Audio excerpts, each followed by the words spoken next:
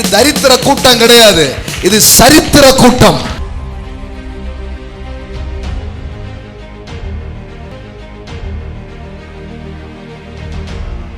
அதனால் அந்த மனுஷன் கிழக்கத்தி புத்திரர் எல்லோரிலும் பெரியவனாய் இருந்தான். So that this man was greatest and wealthiest and most respected of all the men of east and northern Arabia. நான் அடிக்கடி சொல்லுவேன், அரேபியா தேசத்துல ஷேக்கா இருந்தவர் தான் யோபு.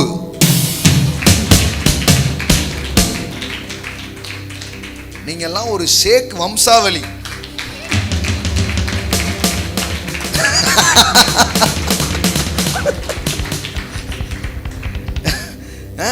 இது தெரியாதனால நாம இப்போ ஷேக்காய் போயிருக்கோம். நீ யாரு, எப்படி இருந்திருக்கலாம் பாருங்களேன். கடவுளை நம்பின மனுஷன் அந்த ஊர்லயே பெரிய ஆளுங்க. ஆனா இப்போ நீங்க சொல்லுங்க, அது ரொம்ப கஷ்டங்களுக்கு நடுக்கலே கஞ்சி குடித்து கொண்டிருக்கிறேன். வெளுக்க வேண்டாம். எந்த கடவுளை நீங்க நம்புறீங்க? உங்க கடவுள் யார் முதல்ல? இயேசு உங்க ஆண்டவர்னா அந்த ஊர்ல பெரிய சொத்து பத்துகளோட நிறைவுகளோட ஆமென் அவர் உங்களை வாழ வைப்பார். ஆமென். அவனுக்கு 7000 ஆடுகளும். எவ்வளவு ஆடுங்க? நம்ம இப்ப 1 கிலோ கூட இப்ப வாங்குறது இல்லை நிறைய பேர். 1/4 கிலோ போடுங்க, உருளைக்கிழங்கு நான் 1/2 கிலோ போட்டு கவர் பண்ணிக்கிறேன்ற லெவலுக்கு போயிட்டாங்க. ஆனா அவனுக்கு எவ்வளவு ஆடு இருந்துதான்? சவுண்டா சொல்லுங்க. நீங்க கணக்கு போட்டுக்கோங்க, எத்தனை கிலோ சொத்து மதிப்பு என்ன. 7000 ஆடு, 3000 ஒட்டகம். ஒட்டகத்தை பார்க்கறதுக்கே 300 ரூபாய் டிக்கெட் வாங்குறாங்க.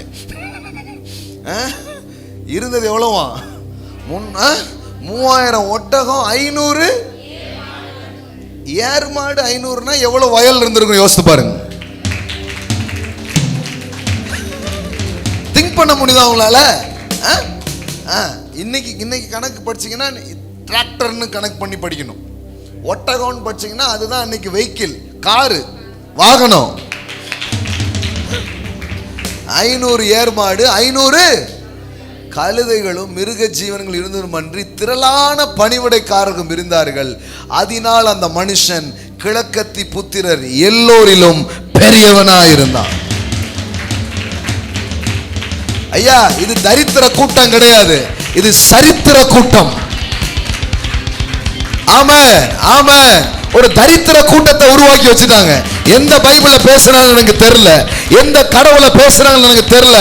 ஆனா நான் பிரசங்கிக்கிற தேவன், நான் பிரசங்கிக்கிற இயேசு உங்களை தரித்திரராய் அல்ல, ஆமென், தரித்திரத்தில் ஒருவராய் அல்ல, சரித்திரத்தில் ஒருவராய் உங்க வாழ்க்கையை மாற்றி, உங்கள் தலைமுறையை மாற்றி, உங்களை அவ்விதமாய் ஆசீர்வதிக்கிற ஒரு தேவன். ஆமென்.